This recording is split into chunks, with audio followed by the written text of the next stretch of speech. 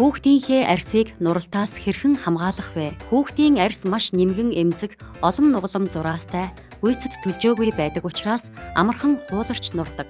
Арьсны нуралт нь ихэвчлэн чийгнээс болж хүзүү, суг, цав, гуй гэх мэт нугалам хэсгээр хууларч арьсыг зүссэн мэт хуваагдаж улаахаас гадна хүүхдэд маш их өвдөлт завиурыг мэдрүүлдэг. Хүүхдийн арьс нурахад нойрондоо муу болж уйлагнан тавгүй болдог.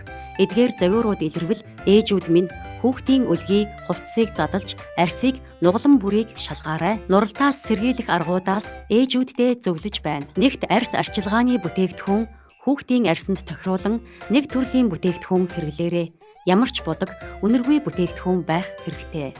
Төрөлхийн харшилтай буюу диатезтай арьсанд нь тохируулан мэргэжлийн хүнээс зөвлөгөө авч зориулалтын бүтээгдэхүүнийг хэрэглэх шаардлагатай. Хоёрт өдөр бүр усанд оруулах өрөөний дулаан маш чухал учраас усанд оруулахаас өмнө өрөөг бэлдэх шаардлагатай. Хүүхдийн арьс усанд орох бүрт чийгшиж төлжиж байдаг. Усанд оруулахдаа усны халуун бүлээнийг бугын хэсгээ дүрж үзэн тааруулна. Арьсны зураас нугалам бүрийг савандаж угаана. Арьсыг нойтон байхад нь хүүхдийн лосион эсвэл тосыг түрхэж алчуураар дарж арчин хуурай болсны дараа дааван хувцас өмсүүлээрэй. Урвт живнээс болж нурах, химийн нэмэлт орцгүй, хурц үнэргүй, байгальд хоргүй натурал агаар сайн нэвтрүүлдэг живхийг сонгоно. Мөн живхийг 3 цаг тутам солих шаардлагатай. Учир нь живхтэй удснаас болж арьсанд шингэх чийг их ялгарн цав, уй хэсгийн арьс нугаламаар хуулран нурах аюултай. Дөрөвт цацлах таликийг зөв сонгох, сүүлийн үед хуурай цацлагаас илүү нуралтын эсрэг цайртай тосыг хэрэглэдэг болсон.